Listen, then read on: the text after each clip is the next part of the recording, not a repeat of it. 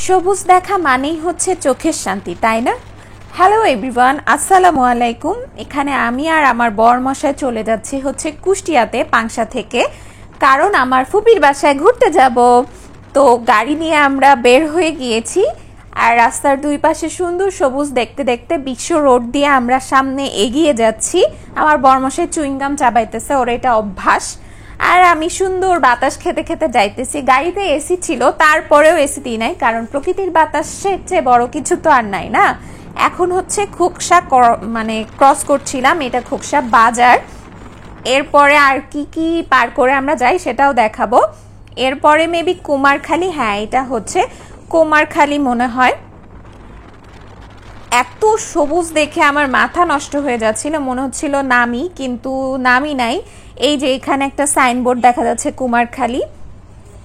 এখান থেকে আবার একটু ডিভাইডার আছে, কারণ এখান থেকে হচ্ছে সব দূর দূরান্তে বাস যায়। এই তো, এরপরে এইটা হচ্ছে শিলাইদা কুটিবাড়ি যাওয়ার যে রাস্তা, সেটা রবীন্দ্রনাথ ঠাকুরের একটা বাড়ি আছে শিলাইদা হতে, সেই জায়গাটা। ওখানেও একদিন যাব ইনশাআল্লাহ। আগে গিয়েছি, তবে ভিডিও করা হয় নাই। এখন সামনের দিকে আগাই যাচ্ছি। সামনে হচ্ছে ব্রিজ আছে, ব্রিজ না ওটা সেতু আসলে, এই যে মীর মোশাররফ হোসেন সেতু, আর এই পাশে কুষ্টিয়া হার্ডিং ব্রিজ। এই সেতু নিয়ে অনেক কাহিনী আছে, এইগুলা হচ্ছে ছোটবেলায় শোনা। এই সেতুতে হচ্ছে আগে মাঝখানে ব্রিজ দেওয়ার সময় হচ্ছে পিলার বসানো যাচ্ছিল না, এটা নিয়ে একটা গুঞ্জন আছে, এগুলো আমি পরে বলবো। এখানে হলো টোল নেওয়া হচ্ছে, ছোট্ট একটা জায়গা করেছে টোল নেওয়ার জন্য। আসলে সেতুটা বেশি বড় না তো, এই জন্য। আর এইবার হচ্ছে ফুপি বাড়ির কাছাকাছি চলে এসেছি আমি। ফুপির বাসা ব্রিজের পাশেই, লাহিনী বটতলাতে। আর তার আগে হচ্ছে লালনের যে মাজার, সেইটা পড়ে। তো আমরা ভেবেছি যে ফুপির বাসা থেকে আমরা লালনের মাজারেও যাব, আমার ফুপাতো বোন ভাই এদের সাথে। এই যে এখানে সাইনবোর্ড লেখা আছে, আমি এই পাশে দেখাচ্ছি যে কোন দিক দিয়ে যেতে হয়, যে ওই পাশ দিয়ে হচ্ছে লালনে যেতে হয়। এরপর বাসায় চলে এসেছি, ফুপি আমাদেরকে নাস্তা দিয়ে দিয়েছে, আর আমি ফুপির বাসাটা ঘুরে ঘুরে দেখতেছি। এই যে আমি এখানে এসে খুবই মজা পেয়েছি, কারণ এই ধরনের বাড়ি ঘর আমার খুবই ভালো লাগে। ফুপির বাসায় প্রচুর গাছপালা। আর এই পাশে হচ্ছে পেছন সাইডটা ফুপির বাসার, এখানে হলো কালী নদী, যেটা সেই নদীটা। এই নদীটা এখন শুকনা লাগছে, কিন্তু যখন বর্ষা হয় তখন পুরা ভরা থাকে। আর যে সেতুটা পার হইলাম, ওইটা গড়াই নদীর উপর ছিল। এখানে হচ্ছে ফুপির বারান্দা, পেছনের দিকে এই যে পেয়ারা গাছ, তারপরে বেল গাছ, আম গাছ, অনেক কিছু আছে, আর ভেতরে বাদাম গাছও আছে। আমার বরমশাই দাঁড়ায় দাঁড়ায় এগুলা দেখতেছে। আর আমি একটু বললাম আমাকে ভিডিও করে দাও, আমি একটু ঢং করি, ঢং। আম গাছগুলাও সুন্দর লাগতেছিল, ছোট ছোট। আমি বরমশাইকে বললাম তোমার মাথায় বেল ভাঙবো, সে বলে না আমি ভাঙবো তোমার মাথায়। এটা নিয়ে একটু ঝগড়াঝাটি করলাম, ছোট্ট টম এন্ড জেরির মতো। এগুলাই মজা আমাদের দুইজনের ঝগড়াঝাটির ভেতরেই। এরপরে খাবার রেডি করে ফেলছে ফুপি, পুরা জামাই আদর করতেছে ফুপি আমার বরমশাইকে। পোলাও, তারপরে মুরগির গোশ, গরুর গোশ, দেন মাছ, ডিম, সেমাই, লাল শাক ভাজি, দই, মানে ডাল, কোনো কিছু বাদ রাখে নাই। এই যে ফুপি আমার ফুপাতো ভাই, আর ওইটা হচ্ছে আমার ফুপাতো বোন সুমি, ওর সাথে আমার প্রচুর মিল। আমরা ছোটবেলা থেকে খুবই খেলাধুলা করে বড় হয়েছি একসাথে। এরপরে আসলাম হচ্ছে কালীশঙ্করপুরে, আমাদের একটা জমি ছিল, ওই জমিটা একটু দেখতে আসলাম। এই তো জমির জায়গাটা, আমি কখনো এই পর্যন্ত জমিটা দেখেছিলাম না, এইবার এসে একটু দেখলাম আর কি। এরপরে আমরা চলে গেলাম হচ্ছে লালনের মাজারে। ফুপি হচ্ছে চলে গেছে ওইদিকে, এরা একদম রোবটের মতো হয়ে আছে ভিডিও করছি জন্য। এখানে খুব ফাঁকা ছিল, কিন্তু যখন মেলা থাকে তখন খুবই ভিড় থাকে। এখন কিছুদিন আগেই মেলাটা শেষ হয়েছিল, এই জন্য জায়গাটা ফাঁকা ছিল, আমরা ঘুরে ঘুরে দেখতেছিলাম। এই তো ওই যে ওই পাশে মেলা বসে। আমি পিয়াসকে ওই গাছের ওইদিকে যেতে না করতেছিলাম, কারণ এখানে নানান ধরনের লোক থাকে, বেশি দূরে যাওয়াটা উচিত না, একটু সাবধানে থাকা উচিত। এইটা আসলে সবাই বলে, এটা সত্যি ঘটনা। আর এই জায়গাটা হচ্ছে অডিটোরিয়াম, এখানে আর কি ফাংশন হয় যখন মেলা থাকে সেই সময়টাতে। আমরা এখন মাজারের দিকে যাচ্ছি। এই ভেতরে হচ্ছে লালনের মাজার, আমি আগেও এসেছি, এবার আবার একটু ভিডিও করলাম আর কি। এই তো ভেতরে চলে এসেছি, আমরা এখন আস্তে আস্তে সামনের দিকে আগাই যাচ্ছি। এই জায়গাটা এখন খুবই সুন্দর লাগতেছে, ফাঁকা যেহেতু।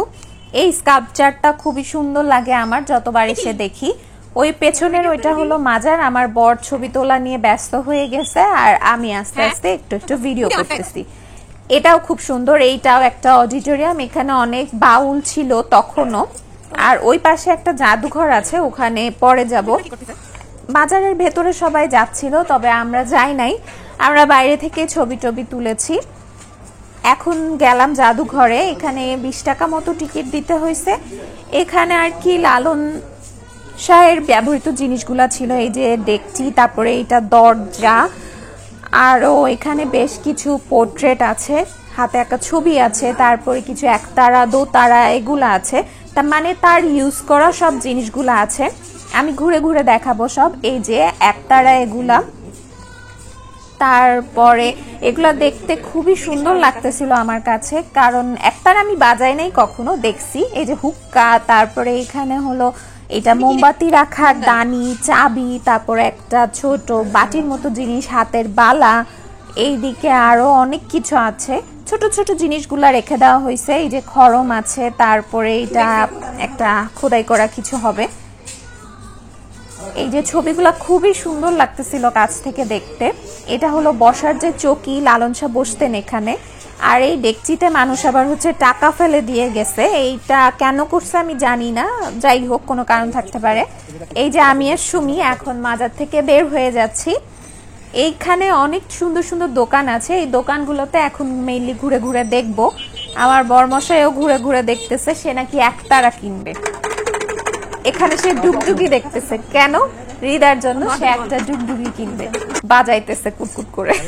আর এই চাবি রিংটাও খুব কিউট, মানে হাতে তৈরি। এখানে অনেক সুন্দর সুন্দর জিনিস পাওয়া যায়। আমি এই খুন্তিগুলা দেখতেছিলাম, এই যে মাছ ধরার এইগুলাকে কি বলে, টোপা বলে মেবি, এগুলাও সুন্দর, সব কিছু হাতে তৈরি করা। এখান থেকে আমি হচ্ছে একটা খুন্তি কিনেছি কাঠের, যেটা আমার খুবই দরকার। আমার বরমশাই একটা একতারা কিনছে আর ডুগডুগি কিনছে। এই ট্রে গুলাও খুবই সুন্দর। আমার তো সবকিছু কিনতে ইচ্ছা করতেছিল, কিন্তু টাকাও তো থাকতে হবে। এই যে সেই একতারাটা কিনছে।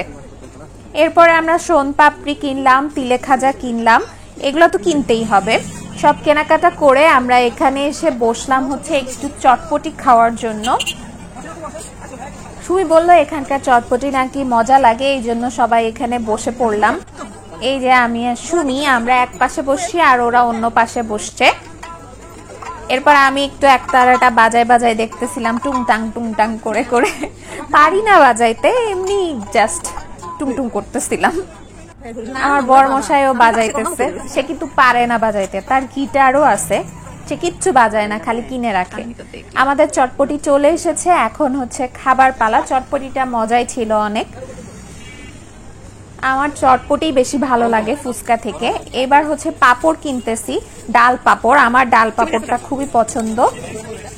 এরপরে বাসায় গিয়ে বিদায় নিয়ে আমরা হচ্ছে এখন পাংশার উদ্দেশ্যে আবার চলে যাচ্ছি। আমার বরমশাই ফ্ল্যাশে লাইট ধরতেছে অন্ধকার জন্য, কত ভালো। এখন বাসায় চলে যাব। সারাদিন অনেক ভালোই কেটেছে আলহামদুলিল্লাহ। সবাই ভালো থাকবেন, এখনকার মতো বাই।